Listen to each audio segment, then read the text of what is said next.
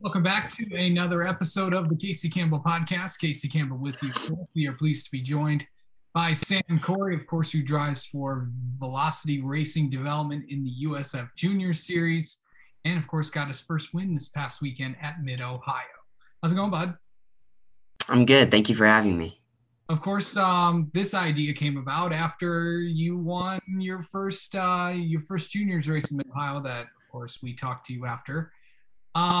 But how exciting is that coming off a weekend? I know it is. You only got. I know you got the win, but how was this weekend for you? Yeah, it was a really special weekend. I'm really pumped coming out of it, especially going into Road America. It gives me a lot of confidence.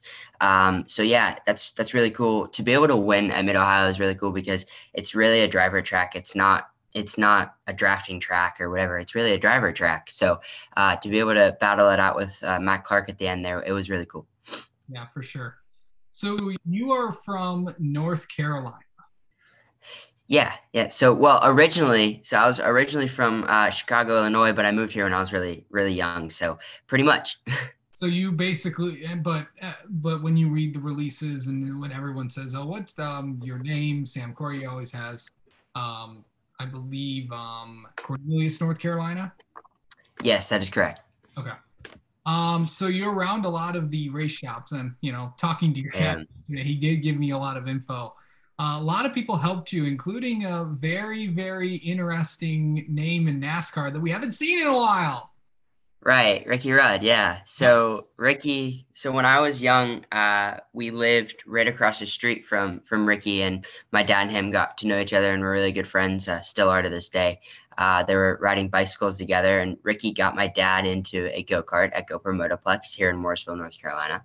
And right after that, my dad was like, "Wow, Sam would really like this." I mean, I was hanging up at the in the garage all the time with them, just having a great time when I was really little.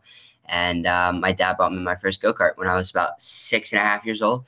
I started racing it when I was about 7. And Ricky just stayed around, helped me a lot just with driving and all that kind of stuff. So, kind of pivoting back to that, how did you get your started racing? Just really from that, racing at GoPro was really cool because it's right in my backyard. It's like 20 minutes away. So and then we started working into like more of the national races and stuff like that. So, going into this, sort of thing, you live in North Carolina. You're around a lot of the NASCAR shops, but what made you decide to go toward the open wheel side of things? Yeah, so I came up through karting and stuff like that, and then I got the opportunity to run a winged outlaw kart on dirt, which was a really cool opportunity. I ran that for a few years, was really successful, and I ran some micro sprints as well. But then I got the opportunity around last year. Well, really, it was about a year and a half ago to get in a Formula 4 car with Dan Mitchell and the whole Velocity race development team. And then I got in the car and tested it at Homestead, Miami Speedway, which was an awesome opportunity. I really loved the car. I really loved, whatever. And I knew Hunter Yaney also from karting as well, racing against him. I'm really close with him and he's helped me a lot. And I saw him race that series in 2020, the USF 4 series. And so I tested with Dan, and then Dan set up a 6 out of 6 months, 10-day series kind of program at Atlanta Motorsports Park to kind of evaluate me and see if I had what it took to be able to run the season.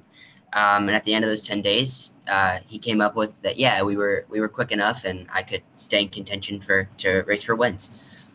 For sure. So, USF Juniors, you got the opportunity with VRD and all that fun stuff. How has your season been going so far? It's been a really good season. Obviously we've had our ups and downs. We've been really consistent this season, seconds, thirds, just top 5 finishes overall, which has really helped to try and be as good as we can. I thought it was, just really cool to be able to get my first win, and it felt so good because I'd come so close so many times. And once I got around Mac for the lead there after the safety car at the end of the race, it was just about 6 laps to go, and it was probably the longest race I've ever driven. After that was the longest 4 laps of my life. But no, it was an awesome time to be able to pull off a win there. Did you get emotional when you were in the car knowing that you won? I did. I really did. I came on the radio just screaming like, "Let's go!" Like so happy, and it was really cool. A really cool moment. Okay, so for a lot of people who don't know, you are only 14 years old. I am. I am. This is not that, by the way, this is not the youngest person I've ever interviewed. You've been beat by third. We had Gavin Boschel on earlier this year, so Okay. he's 13. So Yep. um, I raced against Gavin. yeah. So I mean, the whole contingency, him and Brett Cruz and all those guys. Yep. So Brent's a really good friend of mine. yeah. Everybody knows everybody in this world. It is. It's a small world. It's a small world. You may think it's not, but it is. So you're only 14. Just to make people feel old. What year were you born? 2007. Yep. Okay. 2007. 2007. Wow, that was Ricky Rudd's last year in the Cup Series. Yeah. It's something just interesting to think about. Yeah. So where do you see yourself going? Obviously my end goal is to make it to IndyCar. That's my goal. But right now the current goal is to make it to USF 2000, which is the next step up for us. Obviously we're gonna do as well as we can this season, try and win the championship and USF Juniors, and then go to the next season. We're gonna need obviously some sponsorship and some funding to be able to do so. So we're gonna look for that as much as we're racing. Okay, so for people that don't know the Indy ladder, it's USF Juniors, which was actually just created this year. We did a whole with Rob Howden about it at MidOhio, actually. So he kind of explained how this kind of works. I'm just explaining to the audience here. Yeah. Then it's USF 2000, Indy Pro 2000, Indy Lights, and then IndyCar. So that is the Indy ladder crash course. Thank you very much. So going into you got two more race weekends left. You got Road America, which is an interesting course. Then you have COTA, which has all of its challenges. Yep. How excited are you to finish off the year? Because VRD really dominated this weekend. Of course, you picked up a win. Alessandro picked up a win. Nikita was running strong. You guys dominated across the board.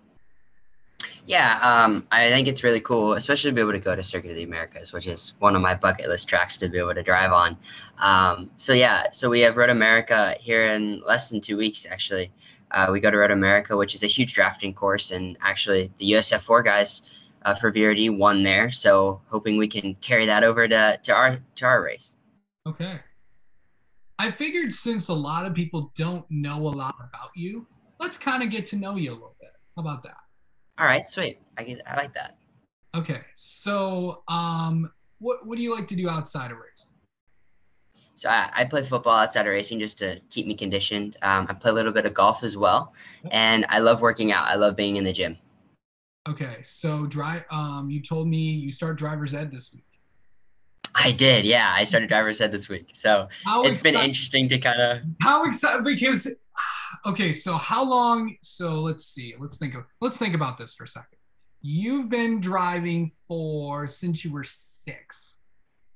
6 or 7, yeah. So you've had 8 years of driving experience. By the time you get your license, you've already been driving for 10 years. Yeah, it's crazy to think about. It's like I was sitting in class today and I'm just thinking, I'm like, man, I've driven before. Like this, it's totally different, but I've driven before. It is. So. Okay, so for full disclosure, driving on an actual road is different than driving on a racetrack. There is all of the nuances that you learn, and the thing is, if you've been driving alongside your mom, your dad, and whoever else. There's a lot of interesting people on the road. So there's all the things you have to do, like lane changes and let's see what else. Driving on the expressway, which is always fun. Driving along main roads and all that stuff, and all the little nuances. there are things that you can pick up on, but you probably think, Yeah. "Oh, I've done this before." Yeah, they said at the beginning of class, they're like, if you're a racing driver, usually they tend to be pretty good drivers. So I'm like, hey, does that mean I'm going to be a good driver? Hopefully. So, but no, it's an exciting week.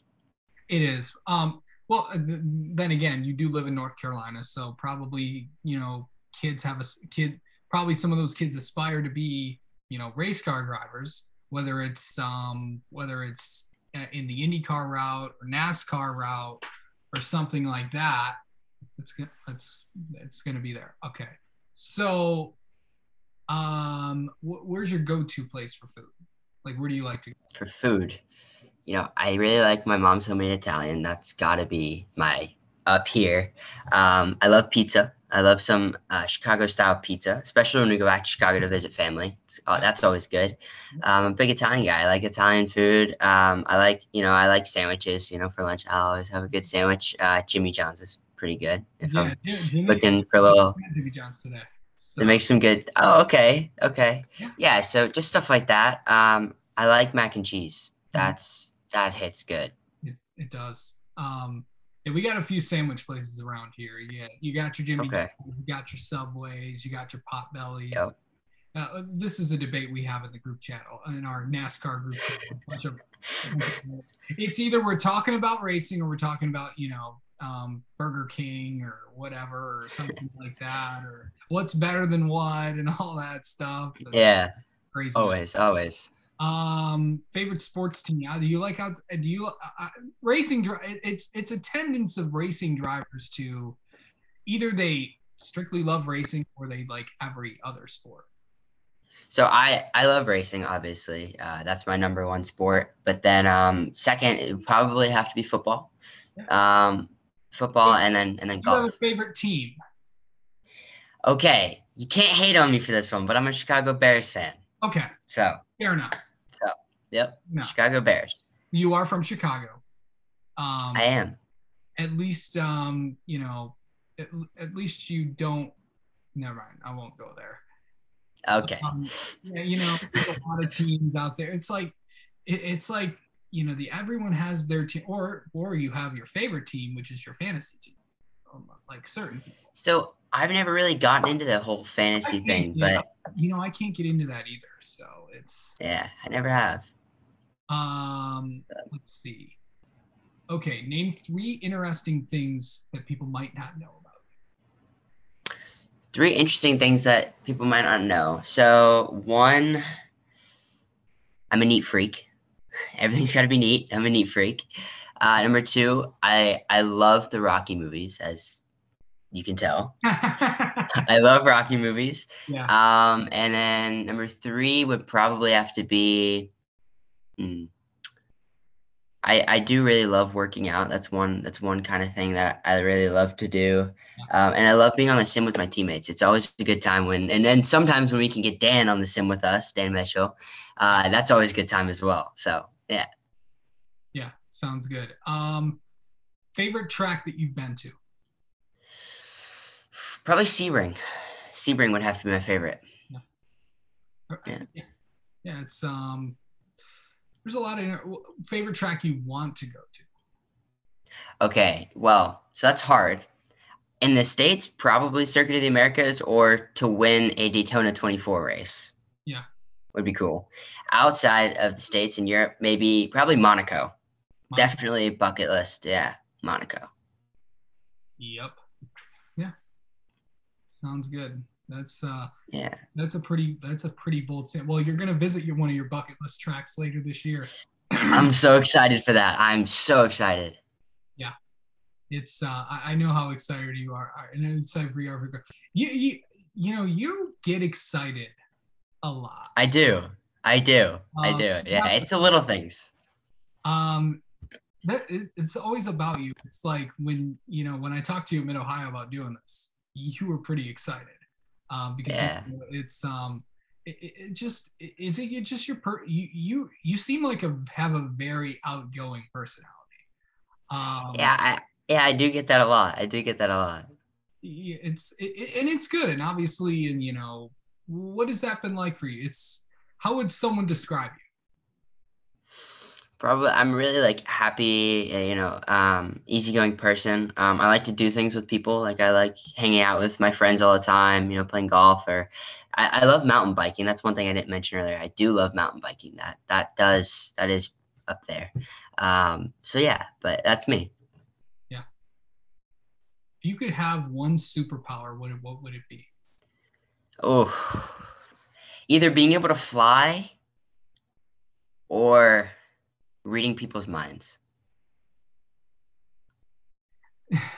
I think drivers would love to read that. What's he doing? Why is he running me off? Um, So yeah, is he gonna block here? Is he okay? Okay, he's not. Okay, I'm going to the inside. That'd be makes life so much easier. yeah, it would. It would be fun.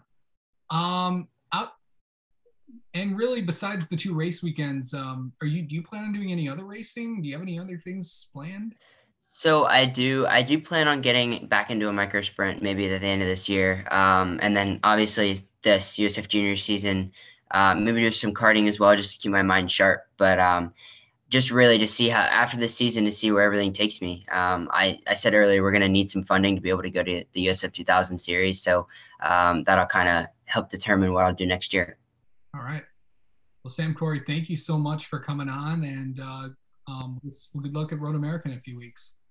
Thank you for having me. I really appreciate it.